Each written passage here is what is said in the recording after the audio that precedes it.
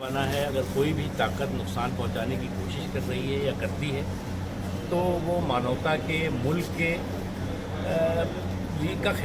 का दुश्मन है। और इस दिशा में सरकार और जो एजेंसीज हैं वो मजबूती के साथ काम कर रही हैं और उस साजिश के तह तक जा रही हैं जो साजिश की इस तरह के षड्यंत्र और साजिशों के कारण। सर, विपक्ष का ये इंडिया वर्सेज इंडिया मुद्दा चल रहा है, इसमें क्या कहेंगे? देखिए, पहले एक यूपीए था, अब ये यूपीए एनपीए हो गया, नॉन परफॉर्मिंग एसेट कहते हैं ना, जैसे कि जो एकदम पूरी तरह से जो है वो दिवालिया हो जाता है।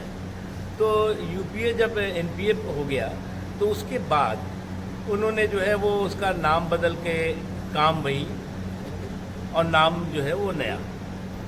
तो इसीलिए जो है वो इस तरह की जो छल चंद्रों की छलबाजी है वो निश्चित तौर से उनका कोई भला करने वाला नहीं है।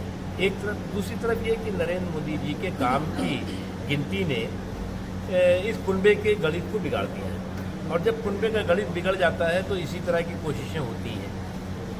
ये पहला मौका आप देख रहे होंगे कि पहले यूपीए था, जब यूपीए जो है वो दिवालिया हो गया, एनपीए हो गया, तो उसके बाद उसका नाम उन्होंने बदल दिया और वो इंडिया रखा, वो भी टुकड़े टुकड़े करके रखा।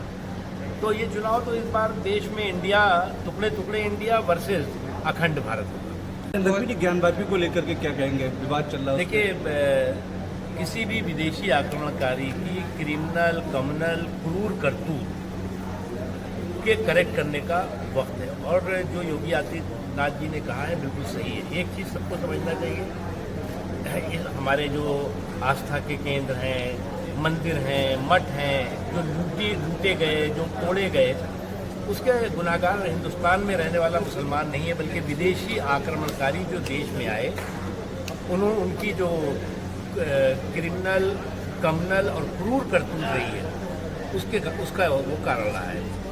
योगी करेक्ट करने का योगी जी ने यह भी कहा है कि अगर ज्ञानवापी को मस्जिद कहेंगे तो उसका विरोध होगा, विवाद खड़ा होगा, उसको लेकर आप ऐसा है कि हमें कहने की ज़रूरत नहीं है। मैं तो बहुत पहले, लगभग 30-35 साल पहले मैं वहाँ गया था और मैं जा करके उसके पीछे का हिस्से से मैं गुजरा था तो मुझे उसमें बहुत आक्रोश, गुस्सा आया था और मुझे दिखा था कि कमाल है, सारे आप पीछे पूरे मूर्तियाँ, सारे वो चीज़ें जो चीज़ें की मंदिर में होनी चाहिए वो हैं, लेकिन उसको कहा जा रहा था कि ये मस्जिद है, तो वो उस समय बेईमानी। अच्छा, मुस्लिम पक्ष इस तरह के बयान दे रहे हैं?